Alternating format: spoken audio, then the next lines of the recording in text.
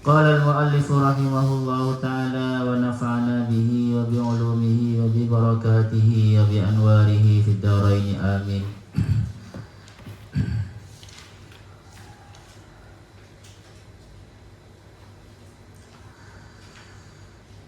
Wa nazala dan turun Fiman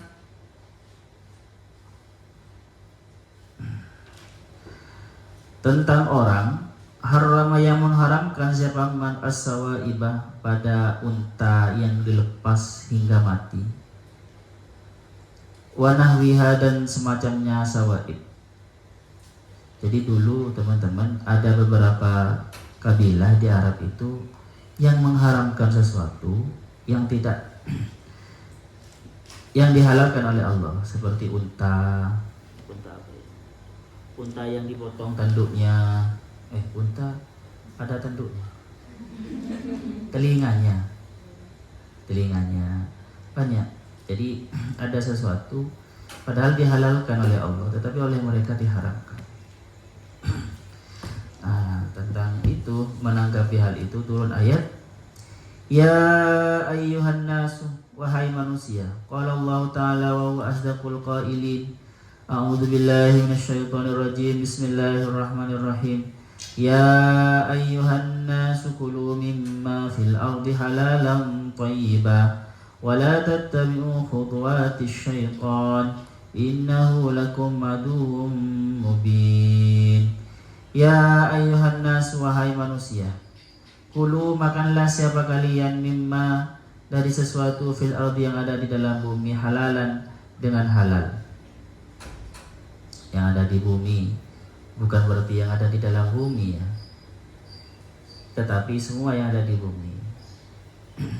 Burung apa ada di bumi? Ya iya. Jadi teman-teman, nanti bumi itu siru fil ardi. Contoh, siru, jalan-jalan kalian fil ardi di dalam bumi. Apa seperti cacing di dalam bumi? Ya enggak ya. Jadi maksudnya, jadi kalau jalan-jalan pakai pesawat tidak dianggap siru fil ardi? Ya tidak. Jadi dari bumi sampai atmosfer itu, sampai yang bisa manusia hidup di sana masih ada oksigennya, itu masih dalam bumi. Paham ya? Walaupun nanti ada sisi-sisi langitnya, seperti wa anzalna minas sama'i ma'a. Kan minas sama kan ya. Padahal hujan itu kan turunnya bukan dari langit yang tidak ada oksigennya. Langit dari ini dekat, lebih tinggi ini biasanya. Lebih tinggi pesawat terbang daripada awan-awan yang jadi air hujan itu. Intinya yang ada di atas bumi, di bumi dan di atas bumi, seperti itu. Baik itu langit yang paling rendah itu. Oke, terus halun menjadi hal. Halalan ini itu hal. Thayyiban yang baik, yang enak. Sifat yang enak dengan enak sama dengan yang enak. Sifatun itu menjadi sifat muakkidatun yang memperkokoh. Ai mustalidzan, maksudnya makan dengan mengenak-enak. Maksudnya ya menganggap enak, mustalidzan, atau mustaladzan yang dianggap enak. Artinya nanti sesuatu yang tidak enak ya jangan dimakan. Tetapi seperti ini ya, ada wal haramu. Jadi kan kalau kita bicara halal, nanti kebalikannya haram. Al haramu itu sesuatu yang haram itu wa ini stulidza, walaupun dia itu dianggap enak fil hali di sekarang di dunia ini, fa wa wabi'un fil ma'al, maka dia bahaya fil ma'al di akhirat. Itu sesuatu yang haram. Wal halalu wa in istukriha, dan sedangkan sesuatu yang halal wa in istukriha, walaupun kamu tidak suka fil hali di zaman sekarang di dunia ini, fa wa muri'un fil ma'al, maka itu menyegarkan di dalam surga nanti kalau halal ya. menyehatkan nanti di surga. Ini satu yang halal. Contoh ini perkataannya tafsirannya Al-Qushairi. Jadi memang ada sesuatu yang tidak menyegarkan, seperti ada sesuatu yang haram tapi menyegarkan, seperti minuman keras itu. Kayaknya sehat kan. Tetapi nanti bahaya nanti di akhirat. Oke. Wal halalu sofi.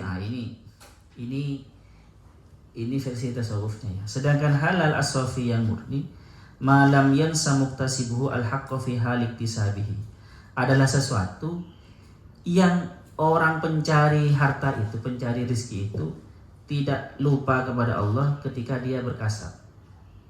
Orang yang berkasab itu ketika dia mencari harta, jadi adalah sesuatu yang didapatkan sesuatu atau harta atau makanan yang pencarinya, orang yang berkasab mencari harta itu mengingat Allah ketika dia berkasab. Mengingat Allah ini banyak maksudnya teman-teman. Mengingat Allah itu bisa sambil ingat Allah ketika berkasab, atau berkasab sesuatu yang halal. Karena walaupun ingat Allah tetapi kasabnya kasab haram, tidak dianggap ingat Allah. Zikir aja, la ilaha illallah, la ilaha illallah, tapi mencuri ya tidak dianggap tidak dianggap ingat Allah berarti. Malam yang samuktasibu al-haqqo. Oke, terus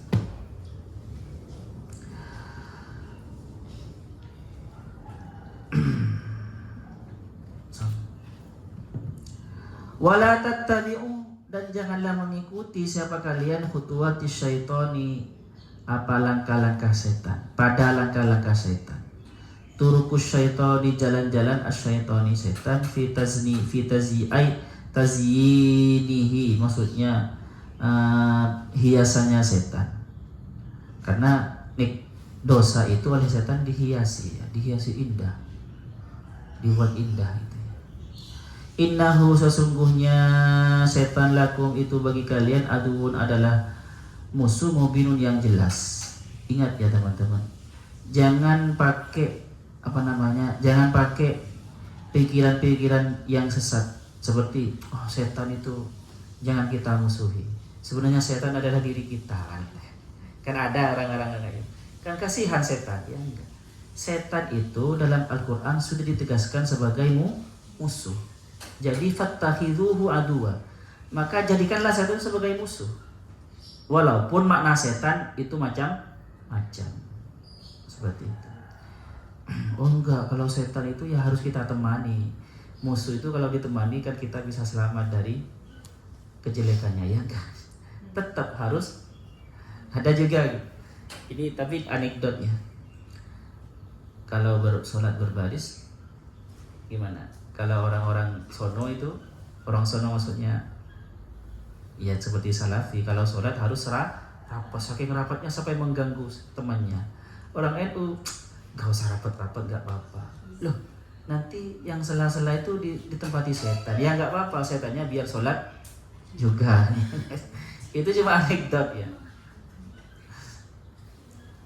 Oke, lanjut. Setan itu seperti apa? Innama bainul adawati, bayyana menerangkan sebab al-adawata pada permusuhan. Innama apa? Innama sesungguhnya, innama ya'murukum, setan itu hanyalah. Kalau innama itu bermakna hanyalah. Setan itu hanyalah ya'murukum, memerintahkan siapa setan, kum kepada kalian, bisui dengan kejelekan. Bis al-ithmi maksudnya dosa. Wal fakhsya'i dan keoloan, sama jeleknya. Keelean, al-qabihi yang jelek syar'an menurut syarak. Wa antakulu, dan hanya memerintahkan siapa setan dan memberi cobaan siapa setan, antakulu supaya mengatakan siapa kamu, Allahi kepada Allah, ma kepada sesuatu la ta'lamun yang kamu tidak mengetahui. Maksudnya apa yang kamu tidak ketahui itu kalau menurut mufassir min tahrimi ma, dari mengharamkan sesuatu, lam yahrum yang tidak haram, apa ma wa ghairihi dan sebalik dan lainnya. Jadi jangan mengikuti setan dan jangan mengatakan sesuatu tentang Allah yang kamu tidak ketahui. Itu biasanya itu godaan setan seperti itu. Seperti apa? Mengharamkan sesuatu yang tidak diharapkan. Oke, kita baca dari awal. Allah berfirman tadi, kulu bima fil ardi halalan thayyibah. Halalan ya jelas kalau halal ya teman-teman ya. Di kitab-kitab fikih sudah dijelaskan mana yang haram. Yang haram itu bisa diambil dari zatnya. Zatnya memang haram. Walaupun membelinya menggunakan harta yang halal, zatnya karena memang haram, ya tetap haram. Seperti apa? Seperti babi seperti itu. Kalau kita seperti ular, kalau Imam Syafi'i. Kalau yang lain, dan sesuatu karena hadisnya sesuatu yang bertaring dan menyerang itu ya haram. Seperti elang ya haram. Harimau ya haram. Jadi makanlah yang halal. Thayyibah, halalun thayyibah. Ini thayyibah ini teman-teman cocok dengan perkembangan pola makan di zaman sekarang. Jadi konsep thayyiban ini banyak banyak dipuji oleh para ahli makanan, ahli gizi makanan. Karena di Al-Quran itu yang diperintahkan itu bukan hanya makan makanan yang halal ya, tetapi juga yang thayyib, yang baik. Oke, kita bahas thayyib itu. Thayyib itu kalau tadi halal itu bisa dilihat dari zatnya memang haram ya, maka dia tidak bisa menjadi halal kalau zatnya, walaupun cara memperolehnya itu halal.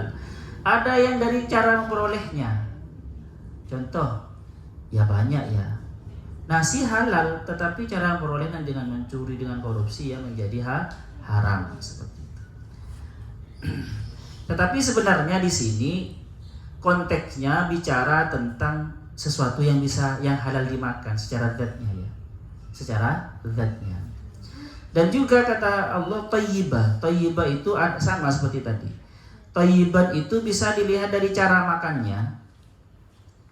Cara makannya. Walaupun baik, wortel semama, tapi berlebihan makannya. Walaupun madu baik, tetapi berlebihan.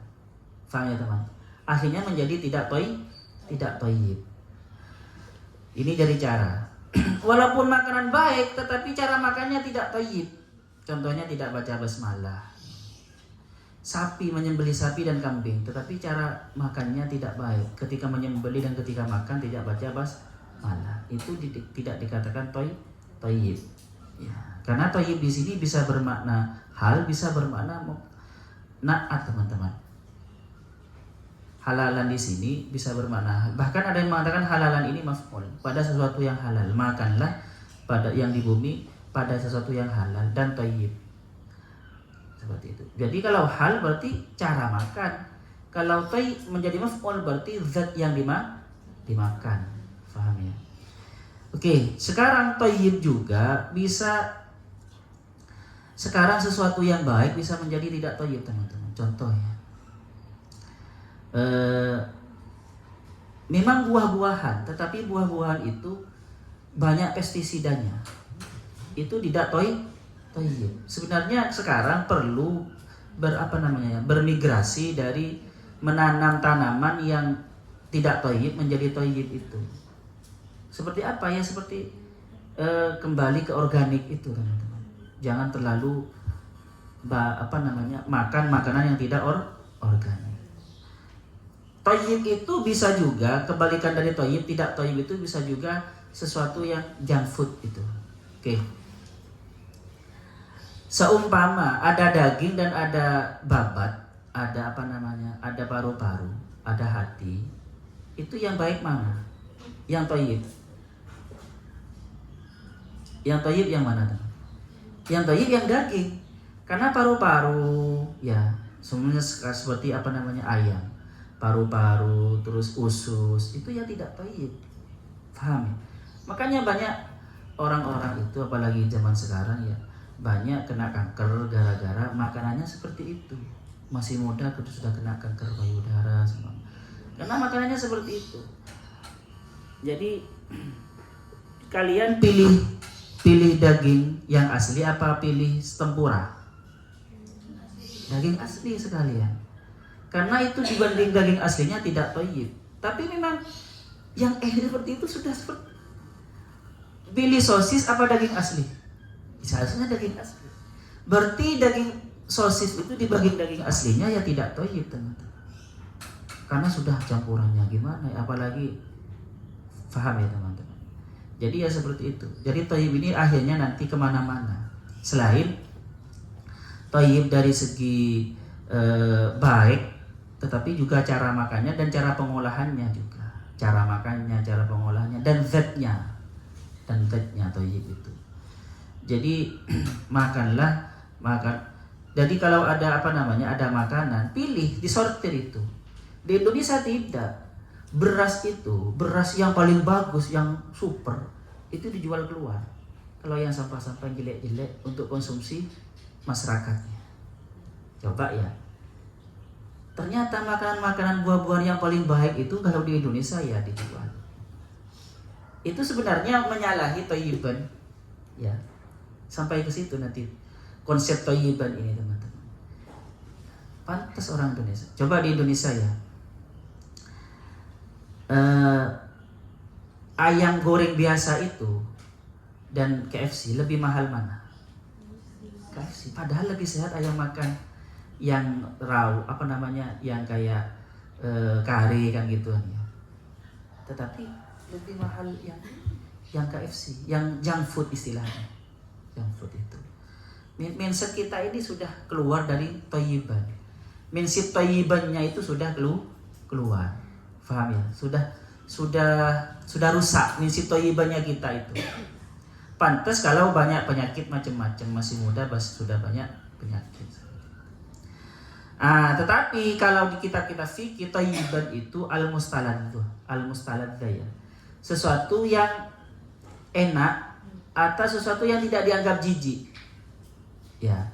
Kalau jijik sesuatu, bahkan di fikir itu kalau jijik itu bisa menjadi haram. Kalau dianggap jijik maka menjadi haram. Tetapi seperti ini teman-teman. Nanti kaidahnya itu sesuatu yang dianggap tidak jijik oleh orang Arab di masa Nabi berarti itu halal. Sesuatu yang dianggap jijik oleh orang Arab di masa Nabi maka menjadi haram. Ini yang ruwet nanti. Makanya tentang barang-barang yang halal, terutama hewan, berbagai mazhab itu beda-beda. Seperti itu. Ada juga sekarang seperti ini. Ini thayyib apa tidak? Ini hanya aneh ya. Kalian beli ikan kecil sama ikan besar, lebih pilih thayyib yang mana? Ikan kecil lah. Lele sama mah. Lele tidak terlalu besar sama lele yang besar-besar segede betis itu. Thayyib yang mana? Thayyib yang kecil. Bahkan dokter pun mengatakan seperti itu. Apalagi kalau besar-besar lelenya dan dijualnya hanya 5, itu khawatir itu. 5 di pasar hanya lele besar hanya 5. Itu khawatir, kalian harus khawatir. Takutnya apa? Itu lele yang taruh di WC. Dijual. Kalau lele yang tidak terlalu besar dan banyak itu biasanya ternak biasa. Jadi hati-hati itu. Atau ayam. Makanya gini, kalau kalian kan sering ya, ini bicara thayyib ya teman. Supaya diamalkan. Kalian ayam yang dikurung sama yang dilepas itu thayyib yang mana? Kalau lingkungannya sehat, lebih bagus yang dilepas ya. Kalau perhutanan. Tetapi kalau perkampungan banyak orang, lebih bagus yang dikurung. Karena perkampungan itu nanti banyak sampah-sampah yang dimakan, apalagi banyak kotoran orang dimakan. Makanya menurut orang dulu itu kalau mau menyembelih ayam yang dilepas maka dikurung dulu sampai 10 hari. Supaya apa? Makanan-makanan seperti makan di comberan, makan sisa kotoran orang itu akhirnya hilang semua. Ada yang mengatakan sampai 15 hari baru Memang iya. Saya pernah nyembelih ayam ya teman-teman. Yang itu langsung saya sembelih karena keperluan haul. Ada haul gitu. Itu hewan yang dilepas. Itu ternyata dagingnya nggak enak. Memang harus disembelih dulu. Apalagi di desa kan ya, makanannya sembarangan. Jadi lebih bagus kalau yang dikurung kalau di desa itu yang padat penduduk itu.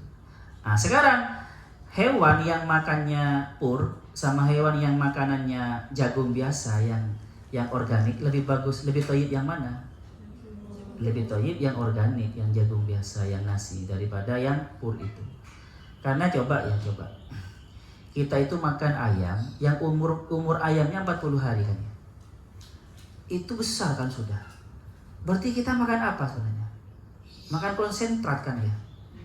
Jadi yang menjadikan daging dia berdaging itu karena konsentrat. Jadi yang kita makan sebenarnya konsentrat. Paham ya?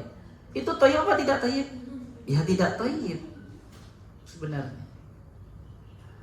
Makanya Rasulullah itu ketika ada yang disenangi oleh Rasulullah dari kambing, pahanya, daging pahanya, karena memang yang paling bagus. Dulu orang Indonesia itu, orang Aceh itu dari ketika menyembelih kambing atau menyembelih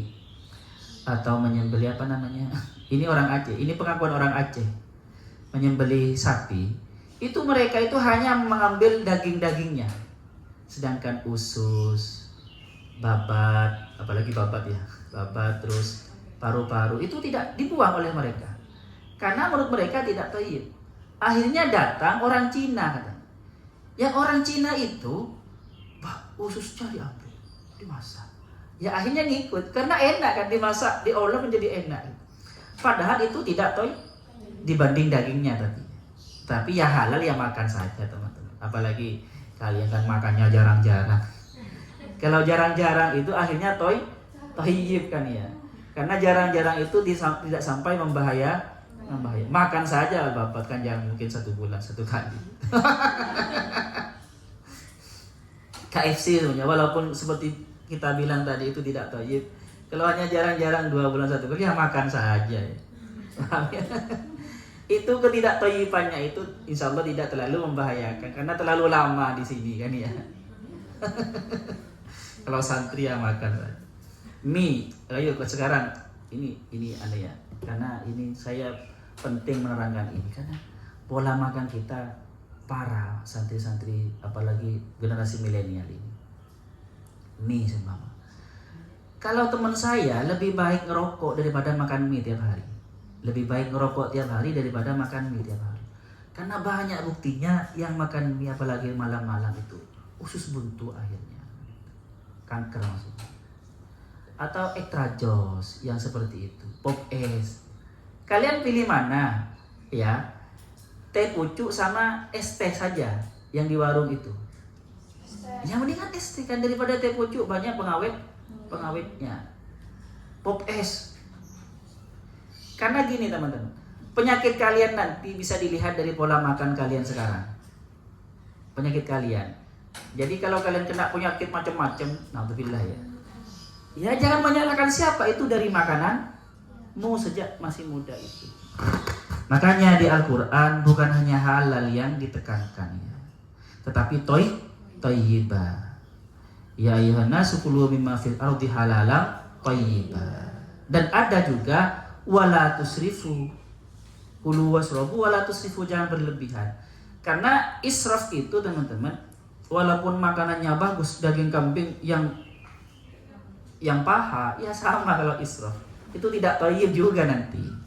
Oke lanjut. Dan seterusnya wala tattabi'u khutuwati syaitan, kata Allah, innahu lakum aduwwum mubin. Ini umum. Tetapi kalau melihat dari sini ya, kalau melihat dari ayat sebelumnya, ini tentang jangan mengikuti langkah-langkah setan, bisikan-bisikan setan yang berhubungan dengan makanan pastinya ya. Karena kita kan gini kan teman-teman, sudah kenyang, tapi pengen makan lagi, itu kan karena bisikan setan, ya kan ya. Sebenarnya kita tidak mau, tapi karena lewat seret, apalagi kita punya punya aplikasi GoFood, ya akhirnya mau, ya akhirnya pengen gitu. Jadi beda antara pengen yang dari dalam sama pengennya nafsu. Oke, orang yang obesitas itu, orang yang penyakit itu karena tidak bisa menahan nafsu kan? Kan dia? Ini benar kata Allah, la tattabi'u khutuwatis syaitan. Setan yang paling dekat kepada kita ya diri kita sendiri, nafsu makannya itu. Paham? Jadi puasa memang, tetapi ketika buka puasa balas dendam. Padahal puasa itu sumu tasihu, tapi gak berfungsi itu. Tetap walaupun puasa tidak sehat karena balas dendam di malam hari.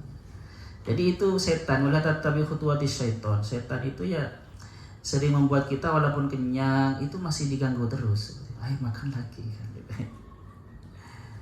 Oke, innahu lakum aduwwum mubin. Setan itu bagi kalian musuh yang nyata. Musuh yang nyata seperti apa?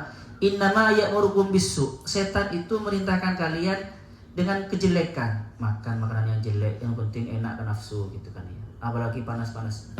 Mohon maaf sebelumnya. Biasanya ya para petani itu dulu penyakitnya lebih sedikit dan lebih ringan daripada penyakitnya orang kaya dan penyakitnya kiai, orang tani. Tapi sekarang tidak berlaku itu. Karena orang tani dulu itu cuma bekerja, terus makanannya cuma kelor gitu kan ya, teri, selesai. Sekarang enggak. Petani itu karena mengikuti nafsunya, habis kerja panas-panas langsung makan extra jus dingin-dingin. Ya kan ya? Akhirnya penyakitnya orang tani lebih parah dari penyakitnya orang kaya. Biasanya penyakit besar itu kan kiai kan, karena kiai kan sering diundang kan gitu ya. Sering diundang makanannya macam-macam gitu. Petani enggak sekarang, kebalik. Karena petaninya tidak tahan terhadap godaan setan, ya merukum bisu. Wal fahsya itu yang elek ya. Ini kalau masalah makanan berarti bukan hanya dosa. Jadi makanan-makanan yang elek teman-teman. Kalau su itu yang bisa dianggap dosa, iya terserah.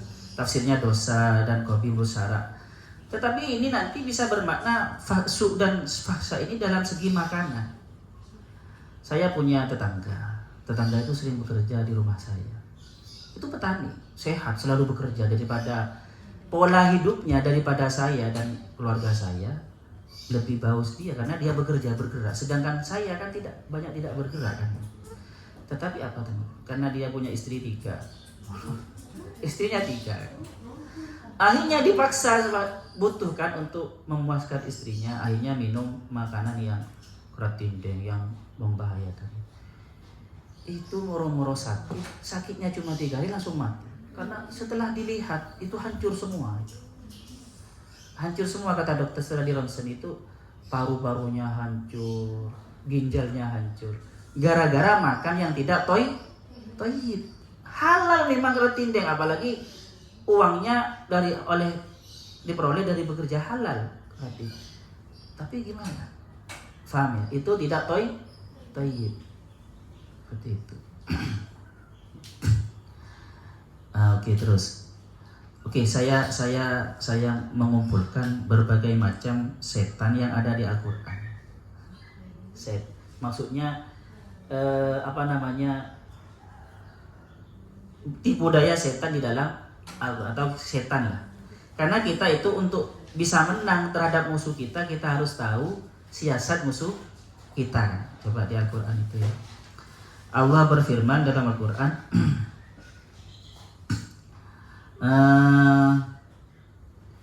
jadi ini yang pertama ya teman-teman. Wala tattabi'u khutuwatis syaitan innahu lakum aduwwum mubin.